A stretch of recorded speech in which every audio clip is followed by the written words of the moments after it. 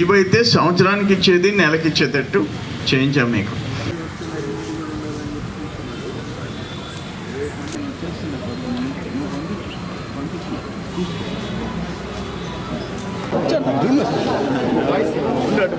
రెండు 2600 మెగావాట్లు.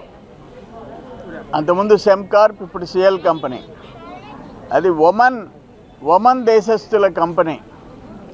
Foreign investment. అక్కడ మన వర్కర్సు మినిమం వేజెస్ పెంచాలని ధర్నా కూర్చున్నారు వితౌట్ నోటీస్. 22 రోజులు వాళ్ళు కూర్చున్నారు. తర్వాత నేను మాట్లాడి వాళ్ళని ఒప్పించి వీళ్ళని మెప్పించి అల్టిమేట్గా సమస్య పరిష్కారం చేశాం. ఒకటి ఏంటంటే 15 రోజుకి 50 రూపాయలు, నెలకి 1500 కొత్తగా పెంచేటట్టు చేశాం. అంతకుముందు గవర్నమెంట్ ఇచ్చిన జీవో కంటే పెంచేటట్టు చేశాం. 2 హార్డ్షిప్ అలవెన్స్ అని చెప్పి, అంటే కష్టమైన ప్రాంతం కాబట్టి నెలకు ఒక 500 రూపాయలు పెంచాం, అంటే 2000 అదనంగా పెంచాం.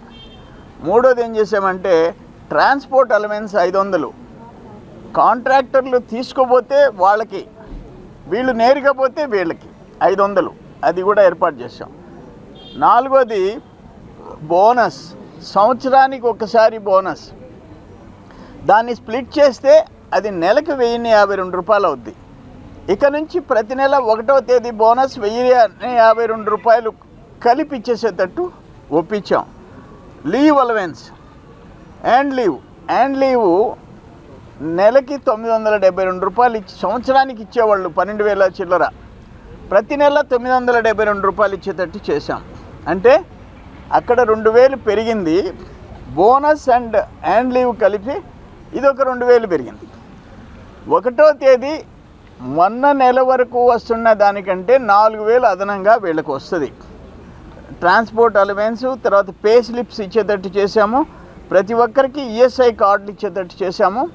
ఈఎస్ఐ కార్డు ఉంటే వాళ్ళకి ఫ్రీ ట్రీట్మెంట్ ఈఎస్ఐ హాస్పిటల్స్లో, దానికి చేశాము. పర్మనెంట్ ఎంప్లాయీస్ అక్కడ పెట్టి ప్రతి నెల 1వ తేదీ కాంట్రాక్టర్లకు వాళ్ళు కంపెనీ ఇచ్చే డబ్బులు ప్రతి రూపాయి వర్కర్స్కి వచ్చేటట్టుగా చేశాం. ఇవన్నీ కాకుండా అప్పుడు వీళ్ళు ధర్నా కూడా విరమించారు, అయిపోయింది. ఇంకొకటి ఏంటంటే మళ్ళీ ఎంప్లాయీ దగ్గరుండి చేసే ఏర్పాటు కూడా చేశాం. సో ఈరోజు మళ్ళీ కొత్తగా ఇంకొక జీవో రాబోతుంది, కనీస వేతనాల చట్ట సవరణ అధికంగా రాబోతుంది. అది వస్తే మన తెలంగాణలో జీవో ఇచ్చారు, ఆంధ్రాలో వచ్చిన దాంట్లో వీళ్ళకి ఇస్తాం, అడిషనల్గా ఇస్తాం. దీంట్లో పట్టుకునే ప్రసక్తిలే. వాళ్ళు 2000 పెంచారు, ఇప్పుడు ఎంత ఇస్తామో 2000 అదనంగా ఇస్తాం. 3000 పెంచారు, 3000 అదనంగా ఇస్తాం. 1-2 నెలల్లో తొందరగా కార్మికులకు కనీస వేతన చట్టాన్ని సవరణ వస్తుంది. ధర్నా చేసిన 22 రోజులకు కూడా వాళ్ళతో మాట్లాడి చూస్తాం. అది ధర్నా చేసిన 22 రోజుల వేతనం కూడా మేనేజ్మెంట్తో మాట్లాడి ప్రయత్నం చేసి వీటికి ఇప్పించేదానికి నేను ప్రయత్నం చేస్తాను.